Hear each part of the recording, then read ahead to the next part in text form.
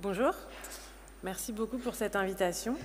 Je suis Céline Buffel-Duveur, je suis médecin généraliste à Paris et je suis enseignante à l'Université Paris-Cité. Je suis ici pour essayer de me poser des questions avec vous sur quelles sont les questions que vont soulever ce dépistage pour nous, médecins généralistes.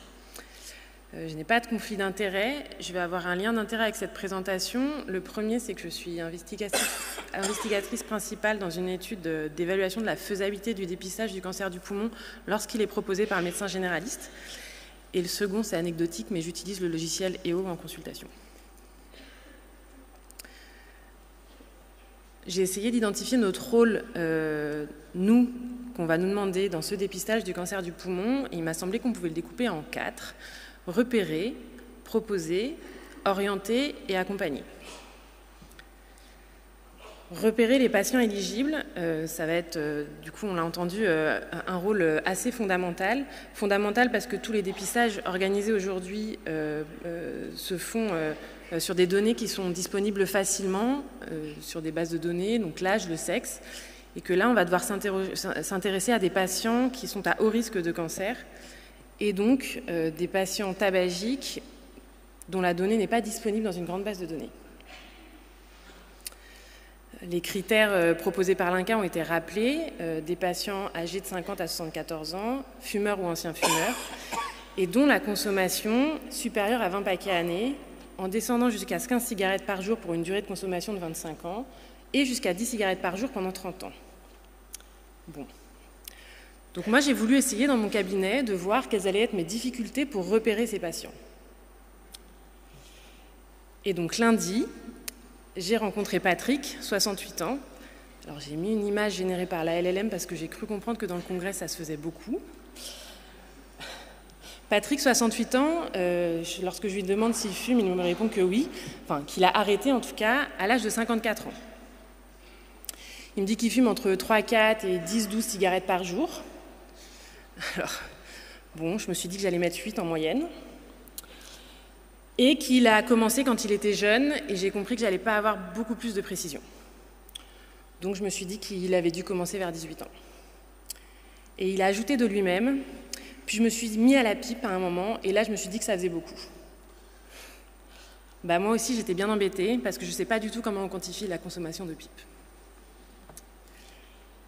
J'ai regardé dans mon logiciel métier, donc EO, et ma cotation de tabagisme, elle se fait comme ça dans mon logiciel métier. Alors je ne suis pas très assidue, très organisée, je n'ai même pas mis un nombre de paquets année.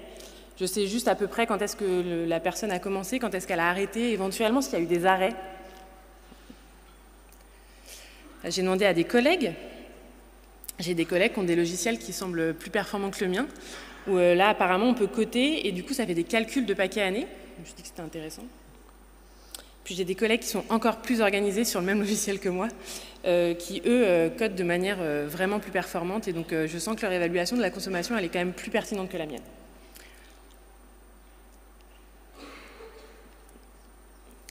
Mon point, c'était de dire que l'évaluation du tabagisme, il ne va pas être aussi simple que ce que l'INCa nous propose. Et la littérature nous montre que certainement c'est sûr, qu'intégrer des outils dans nos logiciels améliore l'évaluation de la consommation du tabac qu'on va pouvoir en avoir. Certainement qu'une question de nos logiciels va se poser. On vous a aussi parlé un peu plus tôt dans la plénière de score de risque de cancer.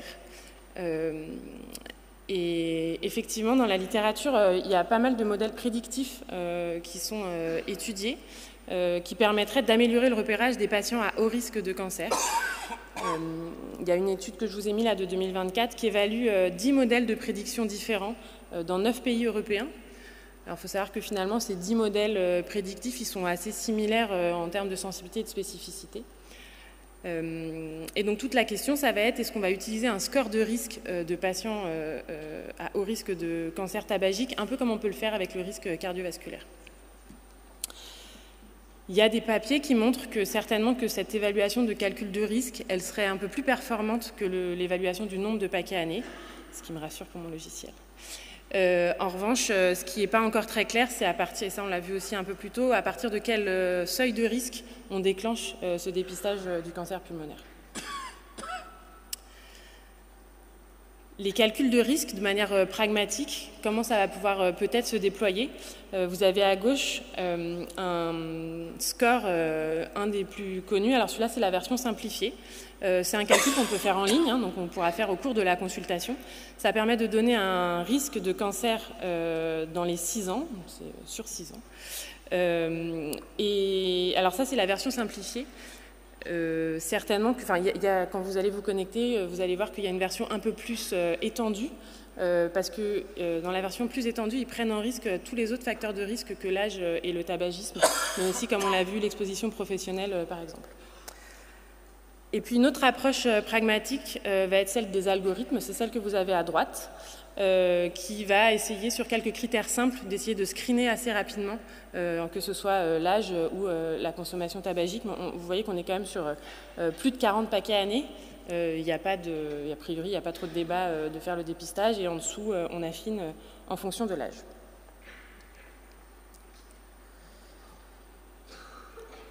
Repérer nos patients éligibles, donc ça soulève la question de, on l'a dit, comment on va les identifier. Est-ce qu'on s'appuiera sur nos logiciels pour identifier des patients éligibles? Est-ce qu'on va passer par des calculs de risque? Est-ce que l'IA va nous aider dans l'analyse des verbatims de la consultation et pouvoir directement identifier quels sont nos patients à risque? Certainement qu'il y a peut-être aussi un enjeu un peu pluriprofessionnel pour le travail d'équipe, c'est-à-dire est-ce que c'est nécessairement nous, médecins généralistes, qui devons les repérer, ou est-ce qu'en fait c'est pas quelqu'un d'autre de l'équipe? Et puis la question que j'aborde peu et qu'on n'a pas vue jusqu'à présent, c'est la question de la temporalité. C'est-à-dire que, vous avez vu dans mon logiciel, je suis vraiment très très mauvaise parce qu'il n'y a même pas la date à laquelle j'ai rempli ces informations, et que du coup c'est une variable qui évolue.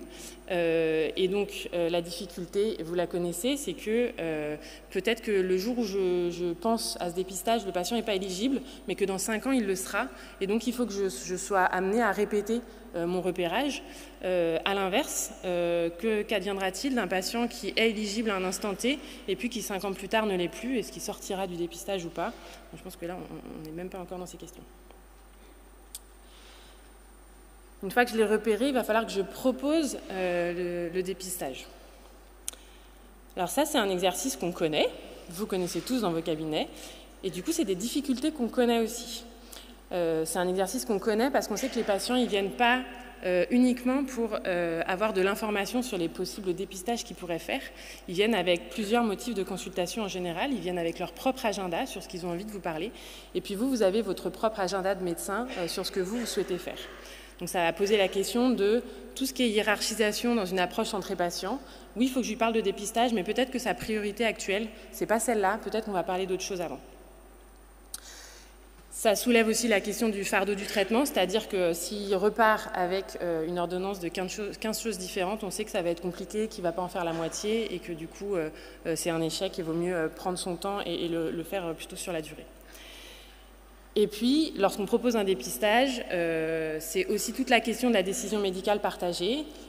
Comment je le propose, c'est quoi les risques, c'est quoi les bénéfices attendus, et puis le patient, il a le droit aussi de ne pas vouloir le faire. Proposer le dépistage, ça va soulever des difficultés qu'on connaît peut-être un peu moins, qui sont que la population éligible, c'est quand même une population particulière. On va devoir proposer un dépistage à des patients qui sont tabagiques, qui pour certains ont conscience que c'est une difficulté, que c'est une addiction et qu'il va falloir rentrer dans une démarche de soins, mais ce n'est pas le cas de tous. Et donc du coup, jusqu'à présent, on proposait des dépistages à des gens qui allaient bien et qui n'étaient pas malades. Et là, il va falloir proposer un dépistage à des gens qui sont peut-être déjà plus difficiles à convaincre pour les inscrire dans une démarche de prise en soin. On va leur proposer un examen qui peut être peut-être un petit peu plus lourd et plus anxiogène que le dépistage du cancer colorectal.